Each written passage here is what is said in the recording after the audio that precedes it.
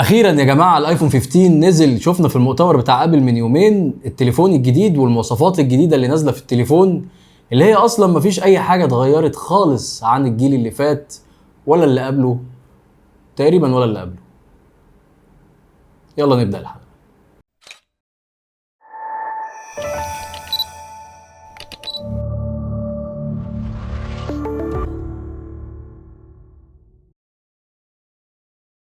الصراحه يا جماعه انا مش عارف لحد امتى شركه ابل هتفضل تضحك على المستخدمين وعلى الناس، مش عايز اقول الساذجه، ولكن الناس المنبهره بهذا الكيان وهذا الصرح وهذه المؤسسه. مش عايز اقول كلام تقني وانتوا واخدين بالكم وفاهمين قصدي. انا بعيد كل البعد عن التقنيات وعن مواصفات الاجهزه التليفونات والكلام ده كله، ليها ناسها، وفي ناس بتحب تنبهر باضواء شركه ابل والتفاحه. لكن انا واحد من الناس ما انبهرتش الصراحه بالمؤتمر. انا اتفرجت على المؤتمر كله، المؤتمر كان ساعه ونص تقريبا. مفيش اي حاجه يعني تحسسك ان انت ممكن تمسك تليفون جديد او تمسك فيتشرز جديده او يبقى في اي مميزات جديده. كلها حاجات عاديه من وجهه نظري الشخصيه. انا واحد بفهم في الكاميرات والتصوير. انا طالع اتكلم النهارده معاكم عن الكاميرات اللي موجوده في التليفون الجديد ايفون 15 و15 برو، واللي بالمناسبه طبعا هو اللي موجود في ال14. مفيش حاجات كتيره قوي اتغيرت، يعني حاجات بسيطه كلها. لكن ممكن اقول لكم ابرز الحاجات اللي جت في المؤتمر. اول حاجه كانوا اتكلموا عن ساعه الابل ووتش، كلام كتير ملوش داعي، احفر حفره وادفن اوجاعي. انا معايا الابل ووتش سيريس 5 والسيريس 9. انا مش شايف ان في اي اختلاف بينها وبين السيريس 5 اصلا، يعني غير ان الحواف بقت اكبر شويه. طبعا في شويه حاجات في السوفت وير اتغيرت، ولكن تظل نفس الشكل ونفس نفس كل حاجه تقريبا. فسكيب للحته بتاعه الابل ووتش والابل ووتش الترا طبعا، اللي هي برده ما اتغيرتش عن الجيل اللي فات في حاجه. ندخل بقى على التليفونات على طول. وابرز الحاجات اللي اتغيرت في الايفون 15 العادي وال15 بلس مش البرو، ان دلوقتي بقى عندك الدايناميك ايلاند اللي هي كانت موجوده السنه اللي فاتت في ال14 برو وال14 برو ماكس، بقت موجوده دلوقتي في سلسله الايفون 15 كلها من اول 15 لحد البرو ماكس. فده كل اللي اتغير. وكمان زودوا الميجا بكسل بتاعه الكاميرات، بقت دلوقتي 48 ميجا بكسل، ولكن ستظل 48 ميجا بكسل برضو انت مش هتستفاد منها، لان هي التليفون ده الايفون 15 وال15 بلس مش بيصوروا رو. فانا شايف ان ال 48 ميجا بكسل برضو حاجه عاديه جدا. كمان دلوقتي كل التليفونات بقت بتدعم اليو اس بي سي. اخيرا اللي هو اخيرا الاندرويد بقاله قرون يو اس بي سي، والاجهزه كلها اللي في العالم بقالها قرون يو اس بي سي. ابل كانت حشره نفسها في اللايتنينج سنين، اكتر من 12 سنه تقريبا. فمش عارف، انت عمال تنزل تليفون بامكانيات جباره، ببروسيسور رهيب، بشاشه حلوه جدا، بسوفت وير طبعا جامد جدا، وفي الاخر لايتنينج. فانا مش مستفيد اصلا بالوصله دي في اي حاجه، لا بعرف انقل داتا ولا بعرف اعمل اي حاجه في الدنيا. فخطوه متاخره جدا جدا من ابل ان هم يفكروا دلوقتي ان هم يخلوا التليفونات بتاعتهم يو اس بي سي. ده بالنسبه لل15 وال15 بلس. مفيش اي حاجه تانية اتغيرت تقريبا، مفيش اي حاجه تانية اتغيرت. نزلوا الوان جديده. بالنسبه لل15 برو والبرو ماكس، اللي اتغير فيهم تقريبا حاجات بسيطه برضو جدا، انا مش شايفها جذريه ومش شايف اصلا حاجه تخلي الواحد ان هو ايه ده انا عايز امسك الايفون 15، انا لازم اجيب ال15 برو دلوقتي. انا مش قادر اقعد مع ال14 برو اللي معايا. اللي اتغير حاجات بسيطه جدا زي ما انا قلت. غيروا زرار السايلنت، دلوقتي ما بقاش فيه زرار سايلنت اللي هو في الجنب ده، تقفل وتفتح كده تبقى سايلنت وكده تبقى عادي. خلوا حاجه اسمها اكشن بوتون، واللي بالمناسبه الزرار ده موجود في الابل واتش الترا اللي كانت موجوده السنه اللي فاتت.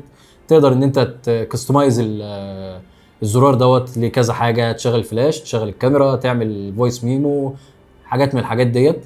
الحاجه الثانيه ان دلوقتي الماتيريال بتاعه التليفون نفسه بقت مصنوعه من التيتانيوم، ما بقاش ستانلس ستيل زي الموبايلات اللي فاتت. بيقولوا ان التيتانيوم بيستحمل اكتر ووزنه اخف والمتانه بتاعته اقوى. مفيش اي حاجه تانية اتغيرت يا جماعه والله. وطبعا يو اس بي سي برضه يو اس بي سي، مفيش حاجه اتغيرت خالص. نتكلم بقى عن الكاميرات اللي هي اهم حاجه بالنسبه لي في اي تليفون. يعني انا اي تليفون بجيبه لازم ابص الاول اشوف الكاميرات بتاعته بتصور ازاي والريزوليوشن بتاعها ايه وايه امكانياتها، وعلى اساسه بحدد انا هجيب التليفون ده ولا لا. الكاميرات الصراحه برضو مفيش حاجه اتغيرت فيها كتير قوي، برضو الكاميرا الاساسيه بتصور 48 ميجا بكسل، ودلوقتي اضافوا حاجه جديده في الايفون 15 برو ماكس، يعني هي حصريه للبرو ماكس مش البرو العادي، ان بقى في عدسه زياده 5 اكس زوم بتوصل لحد 120 مللي، فانت تقريبا بقى عندك 7 عدسات، او ممكن نقدر نقول 7 ابعاد بؤريه، من اول 24 مللي لحد 120 مللي، وكل ده في الاوبتيكال زوم، يعني اللي هو الزوم الحقيقي بتاع الموبايل، اللي هو لما تيجي تكروب للصوره مفيش اي ريزوليوشن بيضيع، الصوره والكواليتي بتاعها بتفضل محافظه على الميجا بكسل بتاعتها والكواليتي بتاعتها. الديجيتال زوم طبعا موجود من زمان، وبتقدر تزود في الديجيتال زوم بعد كده، ولكن طبعا الديجيتال زوم في الايفون مش احلى حاجه، كلنا عارفين ان السامسونج متفوقه عن الايفون في النقطه دي. دلوقتي بقى بالنسبه للفيديو، انت دلوقتي تقدر تصور 4K لحد 60 فريم في الثانيه، كان السنه اللي فاتت 4K 30 فريم في الثانيه. كمان تقدر عشان دلوقتي خلاص بقى يو اس بي سي، تقدر بالوصله بتاعتك توصل الوصله بتاعتك باللابتوب، وتستخدم الكاميرا بتاعتك كانها كاميرا بروفيشنال، ولو انت بتصور في استوديو مثلا فوتوشوت ولا حاجه، تصور من الموبايل وتشوف على طول الصوره على اللابتوب وتعمل لها ايديت وانت قاعد.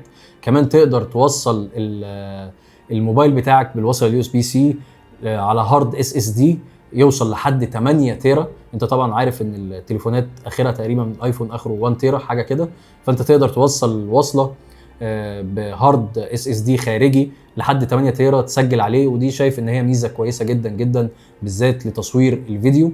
بس كده، مفيش اي حاجه تانية اتغيرت ولا اي حاجه، هو التليفون زي ما هو نفس التليفون بتاع السنه اللي فاتت. الاسعار الميزه الوحيده بالنسبه لي في شركه ابل ان هي بتحافظ على الاسعار بتاعتها، ما بتغليش الاسعار بتاعتها. هتيجي تقول لي طب ازاي يا ايمن البرو ماكس منزلينه ب 1200 دولار والسنه اللي فاتت كان ب 1100 دولار؟ لا حضرتك، السنه اللي فاتت كان ب 1100 دولار للنسخه ال 128، دلوقتي البرو ماكس بقى بيبتدي من 256، واللي هي اوريدي السنه اللي فاتت كانت برضو ب 1200 دولار ما اتغيرتش. فما فيش اي حاجه، الاسعار زي ما هي، اسعار حلوه جدا مقارنه للخارج والناس اللي هي عايشه بره مصر، ولكن بالنسبه لمصر فهي اسعار يعني مبالغ فيها. وعارفين طبعا ان التليفون ده اول ما هينزل مصر هنا هيبقى بكام، كلنا عارفين يعني 14 برو دلوقتي سعره تقريبا واصل لحد 49 و50 الف جنيه، فانا متوقع ان التليفون ده هيعدي ال 50 الف جنيه كمان، ده شيء يعني مزعج وشيء مؤسف، وحاجه انا مش عارف هنفضل كده لحد امتى. انا عايز اقول لكم ان تريد لاين اللي هو المفروض الستور الموثوق لشركه ابل هنا في مصر، اللي هو الموزع المعتمد لشركه ابل هنا في مصر، انتوا عارفين طبعا ابل مش فاتحه لسه حاجه في مصر يعني، عشان كده الاسعار بيبقى مبالغ فيها.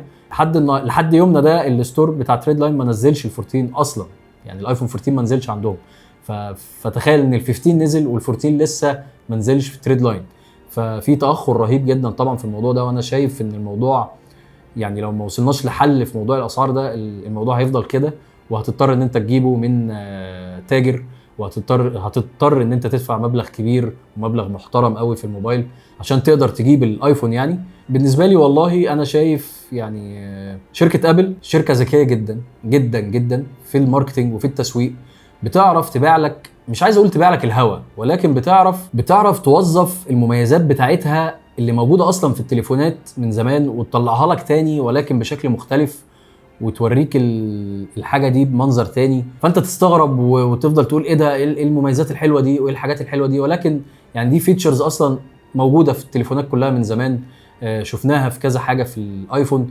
يعني برضو الابل واتش كانوا بيقولوا ان دلوقتي انت تقدر تحرك بالايماءات، يعني تعمل حركه كده بايدك ترد على المكالمه تقفلها، الموضوع ده موجود اصلا اوريدي في الابل واتش كلها من اول الابل واتش 4 تقريبا، ولكن هم بيرجعوا يوظفوا الحاجه بتاعتهم بطريقه جديده وصايعه ويوهموك ان هي حاجه جديده ولكن هي حاجه موجوده اصلا، ولكن الماشين ليرنينج عندهم يعني سوفت وير ابديت وبيتعلموا بسرعه. بالنسبه لموضوع البيئه، اتكلموا عن موضوع البيئه وقالوا ان خلاص بعد كده الابل واتش كلها تقريبا هتبقى مفيش اي مخلفات صناعيه بقى في المواد المستخدمه في صناعه الابل واتش، وعلى سنه 2030 كل منتجات ابل هتبقى خاليه من اي مخلفات.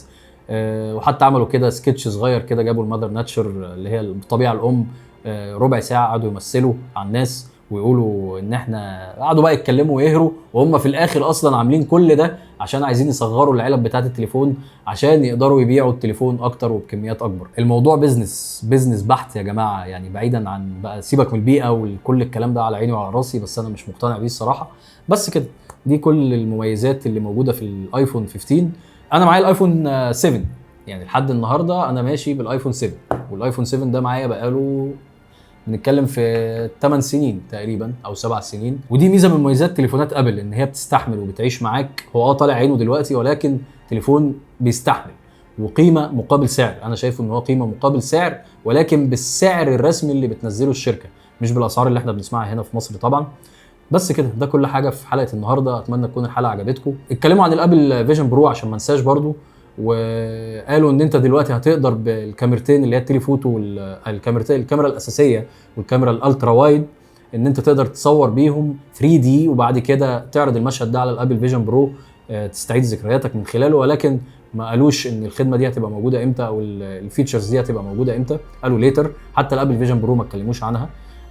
طبعا كلكم شفتوا الابل فيجن برو، وانا كنت عامل عنها حلقه قبل كده، سيبها لكم في الاي اللي فوق بتفرجوا عليها. بس ده كل حاجه. اتمنى الحلقه تعجبكم، وما تنسوش بقى السبسكرايب، اللايك. وايه رايكم في الاستوديو الجديد صحيح؟ ايه رايكم؟ مش ملاحظين اي تغيير يا جماعه؟ مش حاسين ان في حاجه جديده؟ يعني سيت اب جديد، مكتب جديد، كرسي جديد، يعني حاجات كده اهو. بس انا لسه يعني ما جهزتش الاستوديو. انا لو صورت لكم المكان هتقعدوا تضحكوا من الكركبه اللي حواليا يعني. لسه بجهز في الاستوديو، لسه بعمل فيه حاجات كتير قوي. في شويه حاجات كده لسه عايز اشتريها، في شويه توضيبات كده. دي حاجه بسيطه كده، سيت اب بسيط قلت اعمله كده، وقلت انزل كام فيديو كده قبل ما تنسوني، عشان انا عارف ان انا بقالي كتير قوي ما نزلتش. ان شاء الله الفتره اللي جايه هتلاقوا فيه بقى فيديوهات جديده بشكل جديد. هعرفكم بقى كل حاجه، هعرفكم السيت اب الجديد، هعرفكم الاستوديو الجديد بتاعي عامل ازاي، هتتفرجوا عليه، هتشوفوا انا وضبطه ازاي ان شاء الله. الفيديوهات اللي جديد اكيد انتوا سامعين صوت الكلاكسات اللي بره دي اكتر حاجه هتبقى مزعجه بالنسبه لي في التصوير. انا لازم بقى ايه، افكر الفتره اللي جايه ان انا اجيب كونسندر مايك اصور منه، عشان هو اللي هيقدر يلقط الصوت مني انا بس، وما يجيبش الاصوات المحيطيه زي المايك اللي انا بستخدمه دلوقتي. للاسف المايك ده بيجيب اي حاجه حواليك بيطلعها. لو عايزين نتكلم عن حلقه عن حلقات المايك وانواع المايك، ممكن اعمل لكم كده لو عايزين. قولوا لي في الكومنتات تحت. بس كده، اعملوا لايك، شير، سبسكرايب. اشوفكم ان شاء الله الحلقات اللي جايه، والسلام عليكم ورحمه الله وبركاته.